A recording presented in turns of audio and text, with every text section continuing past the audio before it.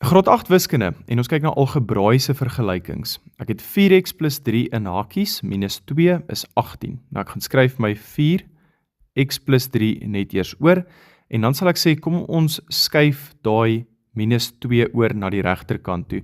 So as ek die minus 2 wil weggee, gaan ek plus 2 aan die linkerkant, wat ook beteken ek moet aan die regterkant 2 bysit. So 18 plus 2 is 20. Nou het ek twee keuses. Ek kan of my 4 inmol met elkeen van die twee terme in die hakies, of ek kan my 4 wegdeel. Laat weet vir ons in die comments watter een jy sou kies. Vir hierdie video gaan ek jou wys as ons die 4 wegdeel, hoe om die bewerking te doen. So ek het 4 gedeel deur 4 wat 1 is. So al wat oorbly aan die linkerkant is x plus 3, en aan die regterkant het ons 20 gedeel deur 4 wat 5 is. Maar ons wil graag x op sy eie hê. So om x op sy eie te kry, moet ek daai 3 gaan aftrek.